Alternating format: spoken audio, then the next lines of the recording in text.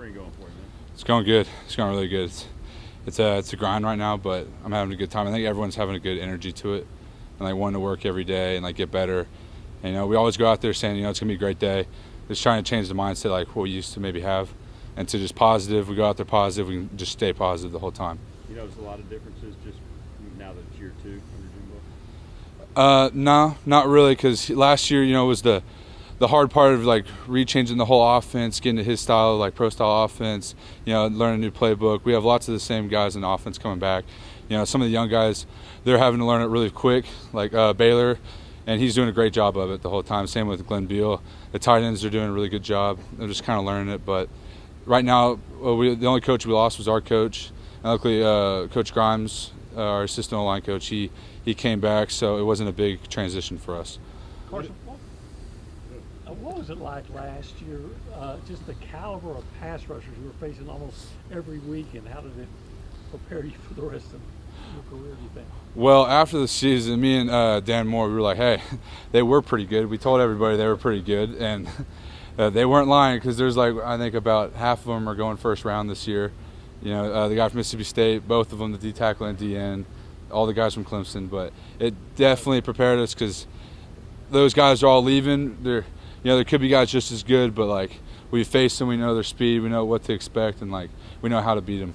So what are the new changes with the new O-line coach? What might be different? So he made a big emphasis. He didn't want to change the entire O-line, all the calls and stuff, because there are 20 of us and one of him. So he's kind of readjusting, learning all of our stuff, and mainly he's teaching us new technique, kind of new ways, maybe just jump set them instead of going all the way back on a deep set, trying to play with their minds like they're playing with ours, a different approach to every play. What about Eric McCoy being such a leader? Who are the leaders now, do you feel, the O-line? Dan Moore and Ryan McCollum, they're stepping it up big time. We have, and same with Colton Prater, we have the most experience on the O-line right now. And, we're trying our best to keep everybody positive on the offense. And, the O-line's the O-line, D-line control the game. Whatever side is doing better is going to win that game, and everybody knows it. So we're trying to step up and be the leaders of the whole group. You're a leader? Yes, sir. What's different about Carson Green right now as opposed to Carson Green this time of year? I have a lot more experience. I feel like a lot bigger and stronger too. And mainly the speed of the game is definitely slowing down for me. And knowing the offense is the biggest key. There's so much. Last year was just a big, here's just a big binder, learn it all, and it was just coming at you real fast. Now it's we're working on the details, and his main thing is, we're going to execute everything to perfect time, perfect play every time. And that's the main thing. That's what he says, that's champions right there. That's what we're trying to get to where we're not making the little details and messing up. Carson, we hear an awful lot about Michael Clemens. I assume you go against him in practice sometimes. Is the hype for real, or what's the scouting report on? I'm saying be watching for this year. He's gonna do really good for our defense. Our D line's amazing, and Mike, it's last year I'm pretty sure, and he's definitely a lot bigger. If you see him, the man is gigantic, and he is gonna be a dominant force in our D line, especially on the end. We heard a lot about how he was in bowl practice. What do you remember about that? Oh yeah, he was coming off every play. Scout team, so it was different, because usually scout team is you're trying to get every detail right, but then it was a full game for me, because he hurt his ankle, so he couldn't do the left side, so he was on the right side mainly, and every play we were going at it. It's the same now. He brings great intensity every play, and same with Tyree Johnson. He's going to step up. We should honestly, he's a really big guy too on the edge. You all should be hearing his name almost every weekend. We've seen Tank Jenkins out there quite a bit. What have you seen from him and his improvement this year? Tank, he's just a young buck, but he's getting a lot better. He's starting to learn the playbook. He's listening to us, because it's just a lot coming at you when you're a young guy. All the calls. If you're only playing with the twos for a whole year and you go to the ones, it's a major transition. And so he was getting used to the speed for a couple of days, and then getting able to communicate on the run. But right now he's doing a really good job. Just needs to progress a little bit more. You don't have Keaton. You don't have Eric. How good is this offensive line now, and how good do you think it projects to be? I think we're going to be a really good O-line by the end of it.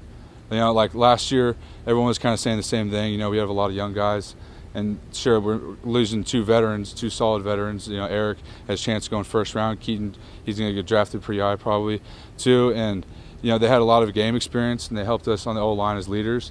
And so now it's just our turn for us three to step it up. And then we have Jared Hawker coming back too, so that's 4 guys with a lot of playing time. And now it's just someone else to step up as the young guy and take that role. How are the tight ends integrated in with y'all, the new tight ends, especially Baylor's freshman? They're doing good. They're trying to learn it all. It's just a lot. You know, they got to learn to run. They got to learn to pass. And now I think Baylor's learning just that he's a blocker now. So like, you know, you got your footwork right, so you can help the tackles on the edge. But Baylor's going to be a guy by the end of spring and by the end of fall camp that I'd be watching out for him. Is there any difference blocking for the running backs you have now without Travian, since Travian was such a force? Travian will be missed a lot next year. He was a great running back, we all know. These new guys coming in, you know, they're bringing multiple. They run differently. Like Jay Sean he runs hard. So does Vernon. So does CJ. CJ's a massive running back. You know, weighs a lot, runs hard, runs people over.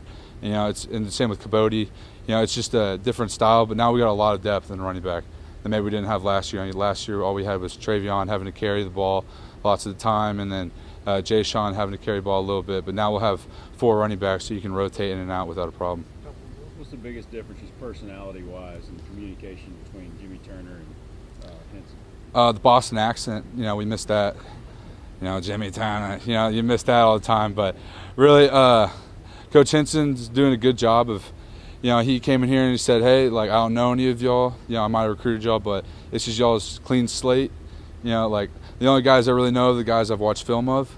And so that's only a handful of us. And he's like, everybody else, you know, if you're young, it's your chance to, like, redo it, restart over, whatever you want. It's giving a lot of guys more confidence, and it's kind of just a do-over, saying that this is their time. If they want it, they can have it. It's also motivating for the starters coming back, and I got to reprove myself. Yes, exactly.